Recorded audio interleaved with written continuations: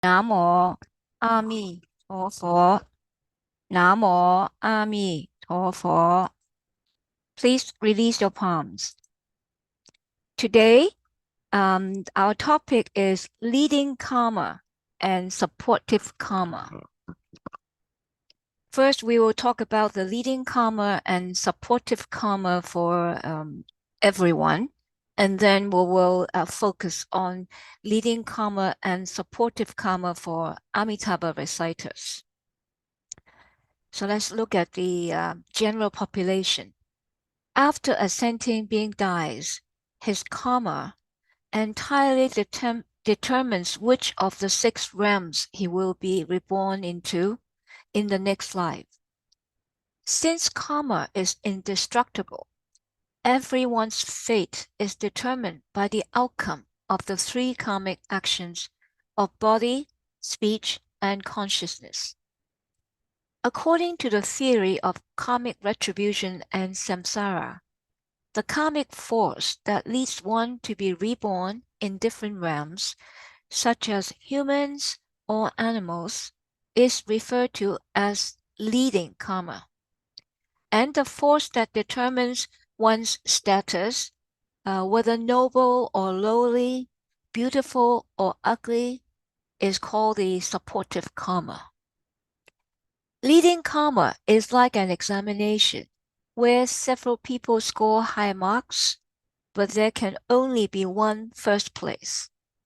Similarly, although there are many significant karmas, there is only one karma that is the most significant among them. Of all the karmas created in our lifetime, the most significant one that determines the world of the 6 realms into which we will be reborn after death is called the leading karma. Supportive karma generally refers to all karmas other than the leading karma. They are the various karmic forces that give rise to the great differences between us and others in the world we find ourselves in after rebirth. The karmic retribution resulting from the leading karma cannot be changed. If you were born a human in this life, you cannot become an animal or a hungry ghost or other beings until after you die. However, some aspects of the retribution of supportive karma can be changed by one's efforts, which are also a kind of karma in the present life.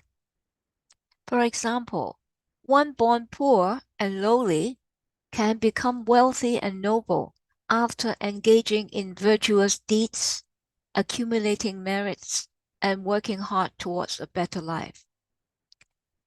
Leading karma is also called the directing course, karmic pull, and overall retribution karma that leads sentient beings to be reborn in one of the 4 forms of the 6 realms. It is the counterpart of supportive karma.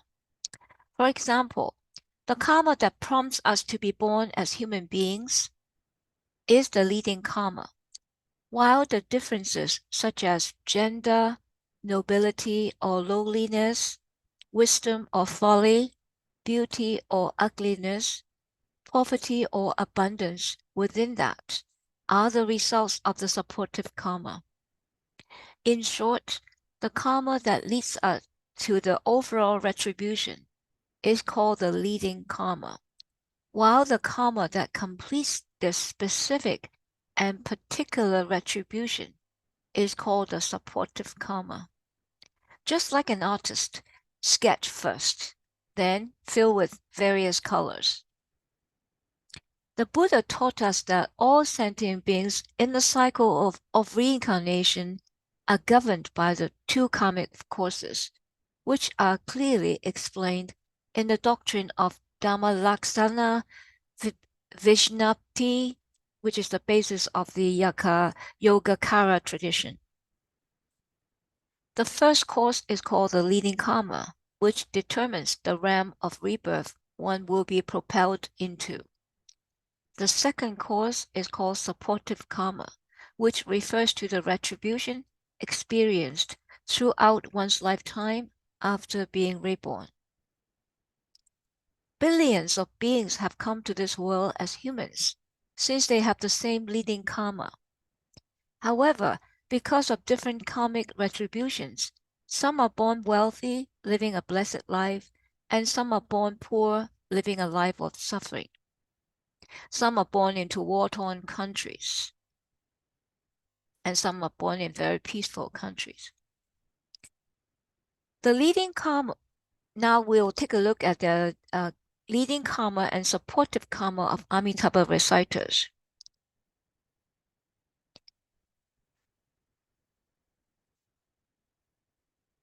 And this refers particularly to practitioners of the Pure Land path. That's why we call them Amitabha reciters.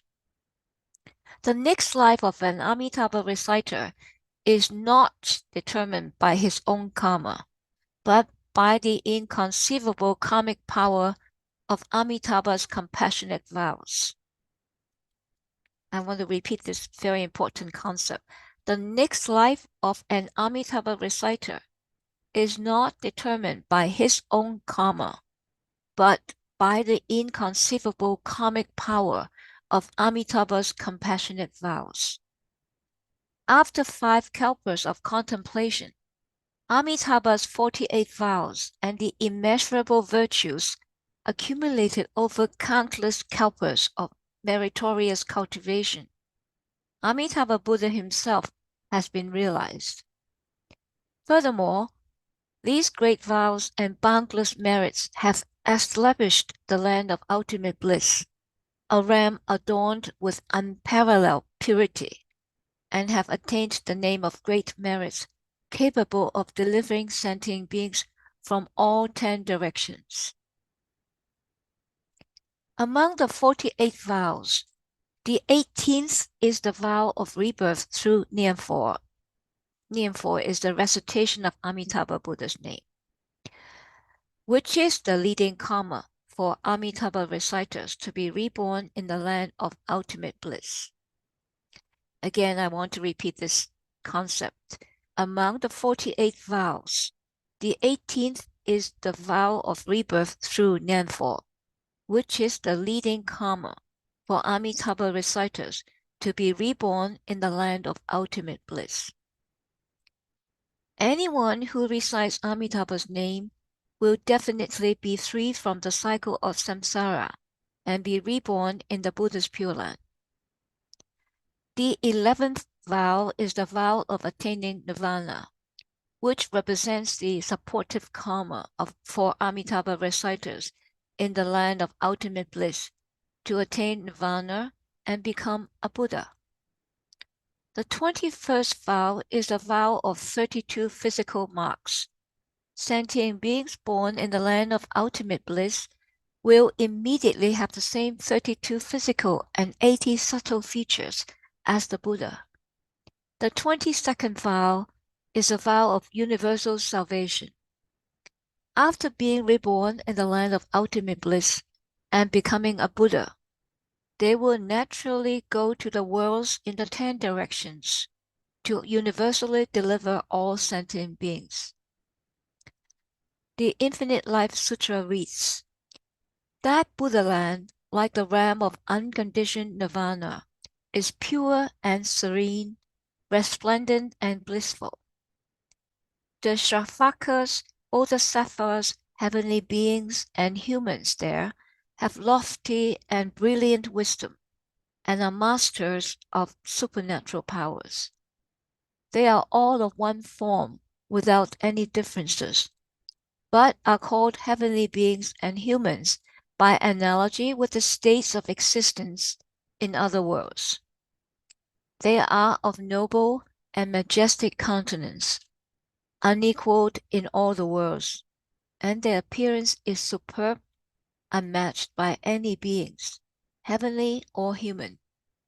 They are all endowed with bodies of naturalness, emptiness, and infinity. From this, it is evident that an Amitabha reciter's leading karma and supportive karma that determines his next life relies solely on the karmic force of Amitabha's great compassionate vows. Once reborn in the land of ultimate bliss, all Amitabha reciters have lofty and brilliant wisdom and are masters of supernatural powers. They are of one form without any differences, and they are all endowed with bodies of naturalness, emptiness, and infinity. That infinity would be equal to attaining Buddhahood. This is why Master Tan Luan concluded with the notion of other power at the end of his commentary on the treatise on rebirth in the Pure Land. All births in the Pure Land, as well as the actions undertaken by bodhisattvas, human beings, and heavenly beings there, are due to the power of Amitabha Buddha's fundamental vow. Why do we say this? If it were not for the power of the Buddha, the 48 vows would have been made in vain. I now use these 3 vows to illustrate my point. He then presented the texts of the 18th, 11th, and 22nd vows as evidence. Master Dao Chuo also said in his collection of passages on the land of peace and bliss. The larger sutra says, none of the celestial or human beings in the 10 directions who wish to be reborn in my land are not relying on the power of Amitabha's great vows as an augmentative course. If this were not the case, the 48 vows would have been made in vain. Master Shandao also said in his commentary on the Contemplation Sutra, the larger sutra says, none of the ordinary beings, whether good or evil, who attain rebirth in the Pure Land, are not relying on the power of Amitabha's great vows as an augmentative course. It can be said that an Amitabha reciter's leading karma and supportive karma in his next life are embodied in the 4 verses of the guiding principle, the 4 verses of the guiding principles and the special characteristics of the Pure Land school. Here are the guiding principles: faith in and acceptance of Amitabha's deliverance, single-minded recitation of Amitabha's name, aspiration to rebirth in Amitabha's Pure Land, comprehensive deliverance of all sentient beings. And the special characteristics are recitation of Amitabha's name according to his fundamental vow, which is the 18th vow. Rebirth of ordinary beings in the Pure Land's realm of rewards. Rebirth assured in the present lifetime, and non-retrogression achieved in this lifetime. This ends the article on the leading karma and supportive karma. I hope that helps to clarify some of the questions we may have about karma of Amitabha reciters. Now I would like to share an eyewitness account titled, A U.S. Scientist Chants Amitabha and His Back Pain Vanishes. There is an Amitabha chanting machine in my office. This is the writer's words. I leave it on all the time, but keep the volume low, so you really need to be attentive to hear it. Most people who come to my office don't ask about it. Lauren Berry and I have been working together for 8 years. He is a young and ambitious American. He came to my office several times a week to discuss projects and science because I'm his supervisor. Several years ago, Lauren asked me, "What is the music you're playing?" I told him it's not music, it's chanting. He then asked, "What is it chanting?" I said, "It's chanting Amitofo." He said, "What is Amitofo?" I told him, Amitabha means the Buddha of endless light and life, the symbol of wisdom and eternal life. He is the creator of the Western Pure Land. I want to go there when my life ends. He then asked why I wanted to go there. I replied, I want to learn Buddhism and practice with Amitabha, so one day when I become a Buddha, I will come back to save your soul. He said, really? I said, yes, not just you, of course, but you are one of them. He had this half funny, half serious look on his face, but didn't say anything. I then told him Amitabha Buddha is very powerful and compassionate. Remember to call out to him for help when you are in danger or suffering. He will help you out. We did not have a similar conversation again. In March last year, Lauren gave a seminar. He came into my office 30 minutes before his presentation and told me he was extremely nervous and didn't know what to do. I told him to listen to the chanting and focus on it. I suggested that he write down the scripts for his first 2 or 3 slides and read them if he is nervous. I'm going to do that, he said, and left my office. That was the second time I mentioned the chanting to him. In mid-September 2012, Lauren told me he would take a few days off to visit his parents in Maine, where they had a vacation cabin. He once told me that some people who had visited that house could sense there were other beings around. His wife, Virginia, and his sister both sensed that. When he came into my office before leaving, I joked, "So, you are going to visit your ghost friends?" I then asked him if he believed in the supernatural powers such as the Buddha or Jesus Christ, or the presence of other invisible beings. He said, "No, I don't, because I'm a scientist. I need to have evidence in order to believe in something." He paused, then added, "I don't disbelieve either, since I don't have evidence to disprove their presence." This was the third time we touched upon something related to religion. When we all came back from the Thanksgiving holidays on November 29, 2012, Lauren showed up in my office and asked about the music, the chanting. Then he said, "Jasmine, did I tell you about my back? I injured my back 2 or 3 weeks ago." I said no. He then told me his experience. "I went to a hardware store 2 weeks before Thanksgiving to look for something," Lauren said. "When I raised my hand to reach the item, suddenly my back felt so painful. I left quickly and drove home. The pain was so great that I had to lean forward against the steering wheel from time to time. I suffered from the pain all morning and didn't know what to do. Later, I decided to chant the music in your office. I browsed the web, found the music, and started chanting. My daughters, one was 6 and the other 4, chanted with me. I felt the pain lessen after a few minutes. Half an hour later, the pain was gone and I was fine." After hearing his story, I told him, "Good for you. Amitabha helped relieve your pain." Lauren's wife also works in our department. I met Virginia in the kitchen a week later. I decided to ask her for more details about the episode. She is a very quiet person who usually doesn't talk much, but this time she spoke up readily. She said Lauren took analgesics and applied ointment to his back pain, but nothing helped. He suffered for a few hours.